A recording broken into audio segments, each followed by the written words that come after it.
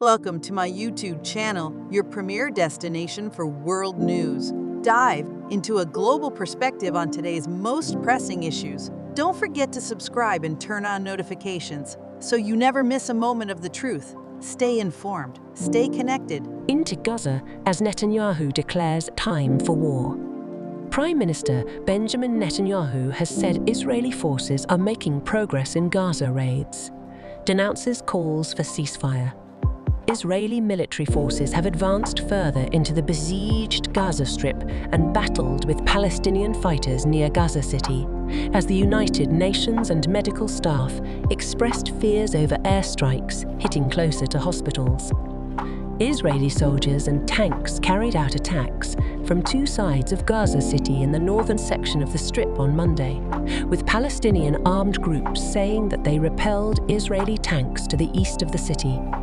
Our duty today is to and fight, the Palestinian Islamic Jihad armed group said in a statement, adding that it was not the right time to discuss a potential ceasefire.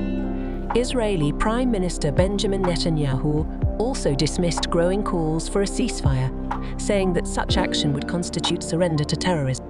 Israeli forces said that they killed dozens of terrorists who barricaded themselves in buildings and tunnels and attempted to attack the troops.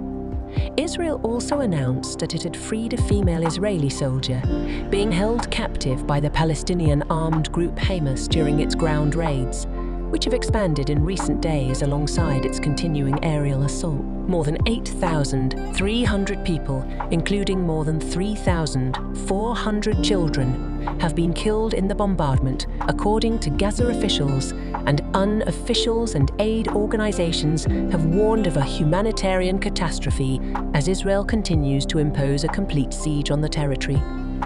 Numerous strikes lit up the north sky in northern Gaza.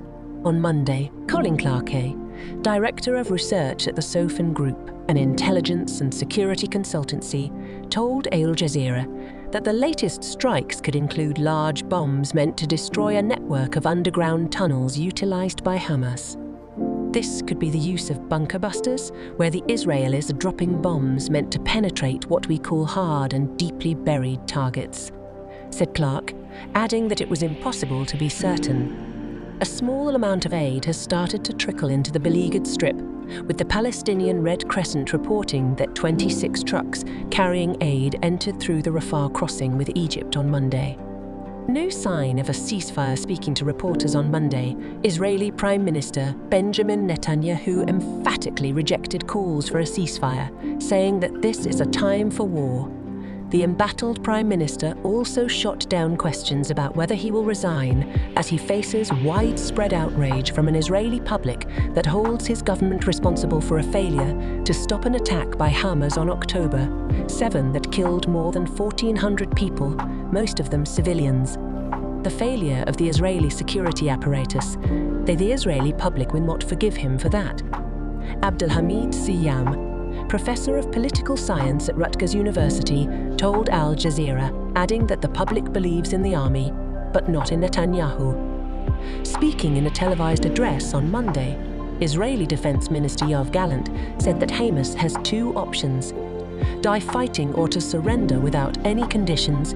The UN Security Council was holding an emergency meeting to deliberate on Israel's ground raids, with Al Jazeera's Gabriel Elizondo saying that the session would receive a briefing from Felipe Lazzarini, director of the UN Agency on Palestinian Refugees, UNRWA. Thank you for tuning in to World News Channel. Don't forget to hit the subscribe button and ring the notification bell to stay updated with the latest global happenings. Together, let's stay informed and connected in this vast world. Until next time, stay safe and take care.